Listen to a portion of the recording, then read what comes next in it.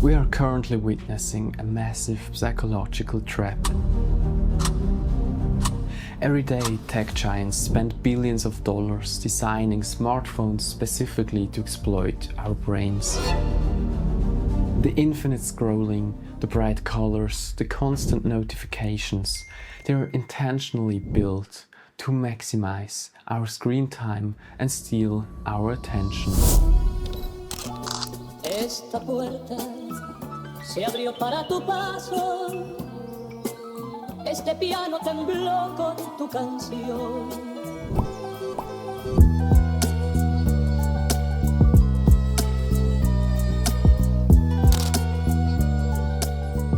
We have outsourced our peace of mind to a glowing piece of glass, and in return we've lost our ability to just sit quietly, look at our surroundings and think our own thoughts. If you continue to rely on regular app limiters or screen timers to fix your smartphone addiction, you will fail. The software is simply too good at manipulating your dopamine levels, and your willpower will eventually break. By the end of this video, I'm going to share my raw, honest review of the 1 full year of completely changing my lifestyle. Using a bizarre minimalist device called the Mudita Kompakt. And I will show you the exact imperfect compromise I had to make to escape the smartphone trap without ruining my modern life.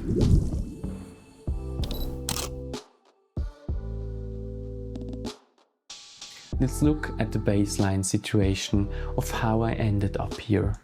A year ago, I was on a deep personal journey to de-Google, which basically means removing Google's massive data tracking services from my life.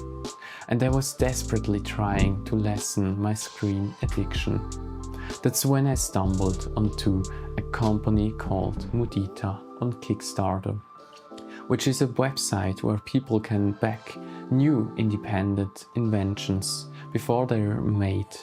Mudita is a small tech brand from Poland that focuses entirely on creating mindful, distraction-free devices. When I saw what they were designing, I immediately supported the project. They were building a small phone with an Eink display, the exact same paper-like black and white screen technology you find on an Amazon Kindle. I absolutely fell in love with the idea of a tiny Eink screen phone that doesn't scream for your attention, a device that just does phone things. Soon after the campaign ended, the device arrived. Now the raw technical specs like memory and processing power don't really matter on a device like this, but let's look at what this thing actually is. It's a very small, pocketable phone that runs a highly customized, de-Googled version of Android. It has the essential features you actually need: calling, texting, a flashlight, USB-C for charging, a headphone jack, a basic music player, and an incredible battery. It even has an offline switch on the side, a physical button meant to instantly cut off all cellular networks, microphones and cameras, so you're completely invisible to the network. And because it runs an open version of Android, you can technically sideload, which means manually installing apps by downloading their raw file packages called APKs.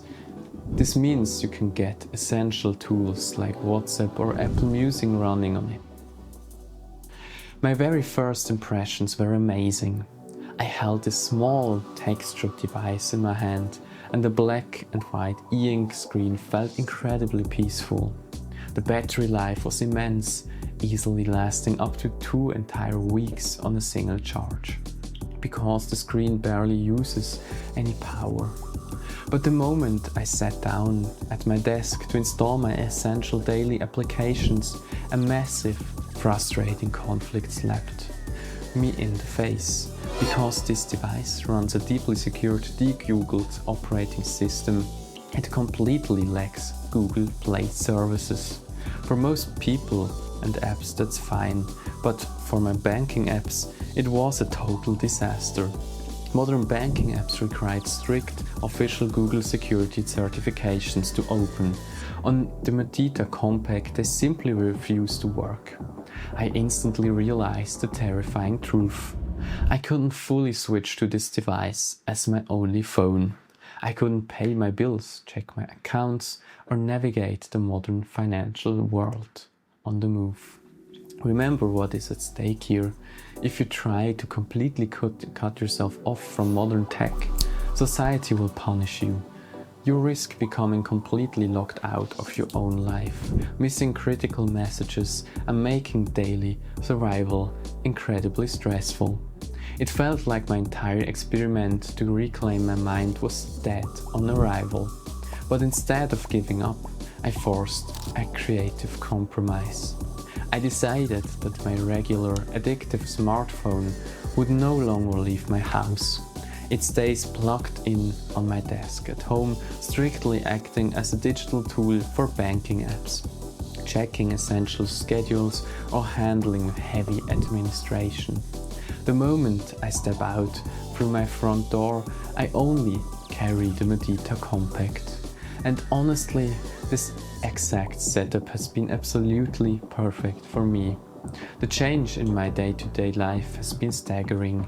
Because the Mudita has a slow black and white screen, my brain doesn't see it as a toy or a dopamine machine. It is a tool, nothing more. When I'm outside, the phone is mostly turned off and buried deep in my pocket or my bag. It has completely forced me to be present, to focus on myself and to genuinely look at my surroundings. When I'm traveling or walking through a city, I'm finally witnessing the world again, instead of hunting for content. If I want to stream music via Apple Music during a long train ride, I can. But the second the song starts, the phone goes away. It made me incredibly mindful. But I promised you a raw, honest review after a year, and we need to talk about the serious friction points. Not everything is great, because Mudita is a small, independent company and not a trillion-dollar giant like Apple. Their software support and product quality control have some massive issues. First, the software updates are painfully slow. The company takes many months just to ship basic bug fixes. Even worse, they don't seem to upgrade the core Android system version underneath their skin, which over time becomes a significant digital security risk for your data. But my biggest, most annoying gripe with this phone is the actual hardware control. The build quality on certain parts simply wasn't tested enough. After just 1 month of completely normal use, the outer plastic case actually cracked and broke near the stream. Worse than the case though is the faulty offline switch on the side. My unit, and sadly a lot of other units from the initial batch, developed a loose electrical connection. When the physical switch is flipped on the on position, the loose internal wire caused the phone to rapidly glitch and flip between online and offline modes on its own. It drives me absolutely crazy when I'm trying to use it. But let's look back at the stakes we discussed earlier. Is a broken switch and a slow update schedule enough to make me run back to an addictive smartphone that actively exploits my brain for profit? No. For me, the answer is still a definitive no. Even with those hardware flaws, the core functionality is still incredibly valuable.